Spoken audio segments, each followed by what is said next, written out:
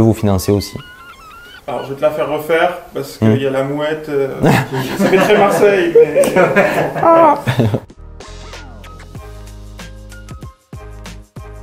Moi, je pense que c'est plus sympathique quand même d'être en colocation, ne serait-ce même pour tout ce qui est cuisine, etc.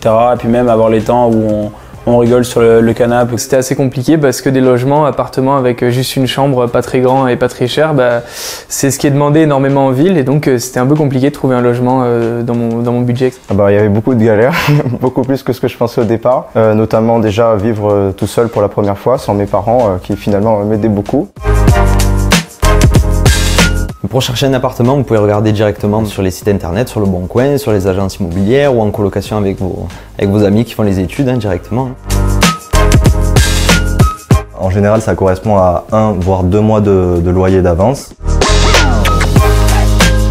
Ça dépend pour faire la fête ou pas. Et vous payez en général moins cher parce que vous êtes plusieurs, donc c'est peut-être moins onéreux et plus facile pour vous. Ça peut être une bonne idée, donc ça permet d'être plusieurs étudiants ensemble et donc de passer de bons moments et d'avoir de bons souvenirs. Pour autant, il ne faut pas oublier de penser à étudier sérieusement.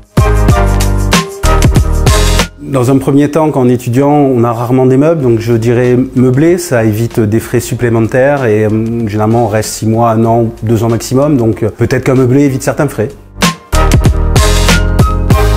Bien entendu, donc un étudiant selon la situation familiale et les revenus des parents, il peut avoir droit à des aides, autant au niveau du Crous avec la bourse au mérite, ou bien des aides au logement, notamment par les APL. Bien sûr, il existe des solutions, notamment au Crédit Agricole, donc n'hésitez pas à vous renseigner, nous sommes là pour vous accompagner. Nous proposons notamment en ce moment le prêt étudiant à 0%, qui est une offre exceptionnelle. On peut financer pas mal de choses, notamment les loyers lors de vos études, donc n'hésitez pas à nous consulter. Une personne physique ou morale qui va se porter caution, c'est-à-dire qui va s'engager à payer votre loyer si vous ne pouvez pas le faire à un moment donné. Alors si nous, en tant que personne morale, nous sommes une banque et nous proposons la Good Lock. Good Lock, c'est justement, vous n'avez pas la chance d'avoir quelqu'un dans votre entourage qui peut se porter caution pour vous et qui va donc rassurer le propriétaire et qui va vous permettre d'avoir votre appartement. Le Crédit Agricole Alpes-Provence va dire, nous on fait confiance à cette personne. Oui, il faut que vous ayez une assurance pour vous directement dans l'appartement pour assurer votre vie privée entre guillemets et votre logement. Avoir une assurance, c'est se protéger et c'est protéger les autres. Donc oui, il est indispensable. Qui dit appartement dit risque d'incendie, risque de dégâts des eaux. Si vous n'êtes pas assuré, c'est votre responsabilité qui va s'engager. Pour la clientèle jeune, on n'a pas les mêmes garanties que pour l'appartement de vos parents, par exemple. On va prendre en compte des choses qui sont utiles à votre quotidien, mais aussi à vos études, comme l'ordinateur, par exemple. Un bail, c'est un contrat entre un propriétaire et un locataire qui détermine une durée, un montant et des charges. Un montant de loyer, pardon, et des charges liées à l'appartement.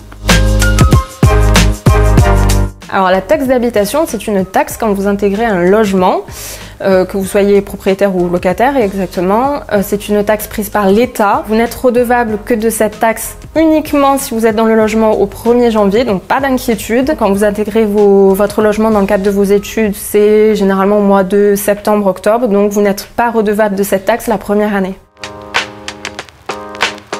Alors les charges, ça peut être l'eau, l'électricité. Ça peut être le nettoyage, ça peut être le chauffage, c'est l'assurance de la copropriété, c'est tout un ensemble de choses qui permettent la vie en société. Un bon dossier, c'est prouver dès le premier entretien au propriétaire que vous allez être un super locataire qui va payer tous les mois à la date donnée. Il n'y a pas de bon conseil, il y a juste de faire une bonne première impression parce que c'est celle-ci qui compte.